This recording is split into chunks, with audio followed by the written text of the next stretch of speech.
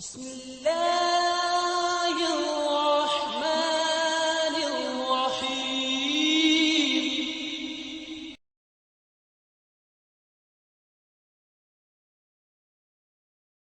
Bismillahirrahmanirrahim. Assalamu alaikum wa rahmatullahi wa barakatuh. Dear viewers, I welcome you all to your channel True Islam. And today we shall be discussing about the topic Wakf. Now, what is Wakf? Wakf, the meaning of the word means tying up. You're tying up your property to the service of the community, and as soon as a person makes his property a work, the ownership of the said property is automatically transferred to Allah. So he loses all his rights over the property immediately. And this will be for the benefit of the community, and it is a permanent dedication. For example, somebody asked me for donation to a masjid or an orphanage or any other religious purpose or endowment, and I donate him a 500 rupees. I have donated and that's the end of it. I cannot go back after a few years and demand that money to be returned. No. When I cannot do it, my children or their children or any of my inheritors cannot demand that 500 rupees back. The same rule applies to Waqf as well. Once a property has been declared a Waqf, it is a Waqf property.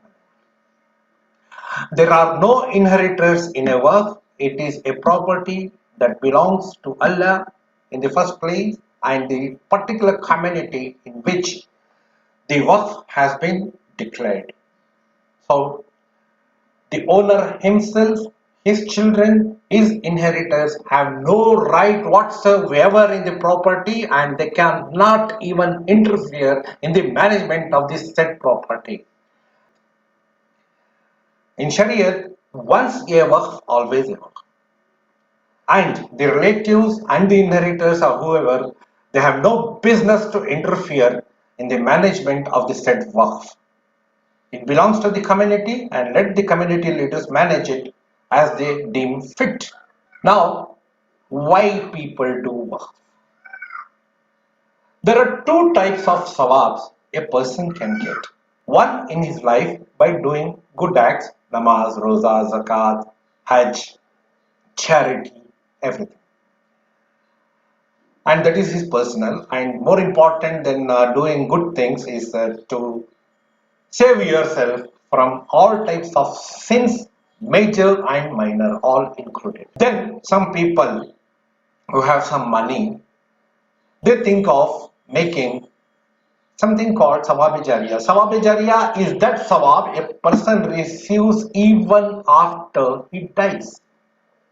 And that Sawab-e-Jariya maybe in many forms. Suppose I have written a book about religion, about whatever, and that is to put people on the right path, and whoever people are getting inspired by it, and they are correcting their ways, their methods, then that sawab will be added on to me even after I die.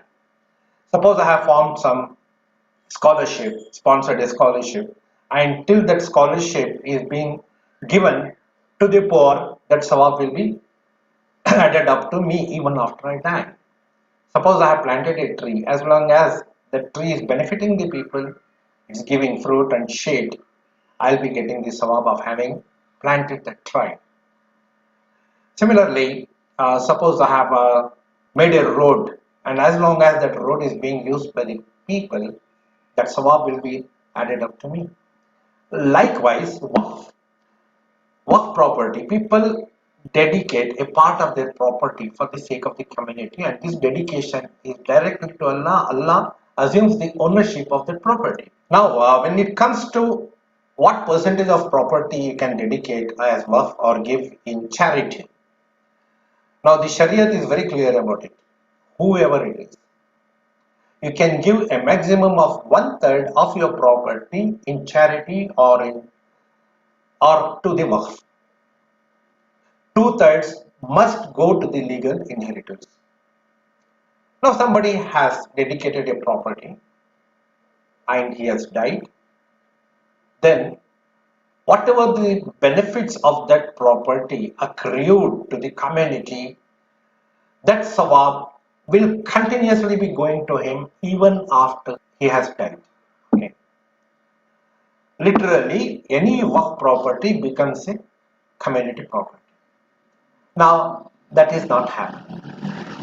Especially in a place like India, we have something called Wakf Board. And Wakf Board has been created by respective state governments and even the central government to take care of the Wakf property. And incidentally, Wakf Board is the most corrupt government organization or department in entire India. It is more corrupt than the police, more corrupt than the PWD. People who are managing the Wakf boards are not afraid of Allah. They are not scared of Allah. They don't realize that one day they will die and they have to show their face to Allah. Many Wakf properties have been literally sold by the Wakf department and the caretakers. The glaring examples being the Windsor Manor Hotel in Bangalore, the Canara Bank opposite Town Hall in Bangalore, and you'll be shocked to know that Antilla, the house built by Mukesh Ambani, is also a Wakf property. The land was a Wakf property which has been illegally sold to him by the caretakers and the Wakf department. And the people who have done this for a little benefit in this world might have thought that they will never die. But incidentally, most of them have died, and maybe on the day of judgment, they'll have to face Allah and they'll be in a very bad position. What is the life of this world? Our Prophet Sallallahu Alaihi Wasallam explained that the life in this world is like you're traveling. Earlier, traveling used to be for days from one place to another place, even months. And during your travel, you rested under a tree for a while to refresh yourself, and then again you got up and started the journey. The life of this world is exactly equal to that. And you can comprehend very easily if I put it this way. One day in the hereafter is equal to 1,000 years of this worldly life. So, comparing this with the life of the hereafter, it is like, since the life in this world is a test, I can put it in this way. It is like one particular exam that you have given of 3 hours during your studies, during your academics. That is the life of this world compared to your own entire life. The eternal life is simply eternal, where each day is equal to 1,000 years. And the day of the Qiyamah is also equal to 1,000 years of the earth life. And why people do this? Why people do wrong things? Why people sin? Now your father or grandfather or somebody has dedicated some property for the community, and that has become the property of Allah, and you people interfere in that. You are trying to deprive your ancestors of the Fiqah-E-Jaffaria that they are getting from Allah for that property which they have dedicated, and you did not dedicate anything, and you are trying to prove the ownership, or you are trying to interfere in the properties that your fathers or grandfathers or somebody, some of your ancestors have made it a worth. Isn't it ridiculous? How can you do that? How can you do such a thing? How can you deprive your parents or your fathers or your ancestors of their sawab-e-jariyah? Isn't it wrong? Are you not ashamed to do such things in your life? Is it right? You should not have done. Please let your ancestors get the sawab that they are due. Dear friends, please stop such things. And don't do drama. First of all, you're depriving your ancestors of their sawab jariya. On the other hand, you celebrate a Barsi every year just to show to the public. What hypocrites you are. Aren't you afraid of Allah? Do you think you'll never die? You have to die. You have to face Allah. Please. Waqf property is Allah's property. Stop interfering in that, even if your father, your grandfather, or you yourself, or any of your ancestors have dedicated that to the community. It belongs to the community, and you are no one to interfere in that. Dear friends, follow the path of Allah, the path that Allah has prescribed to you.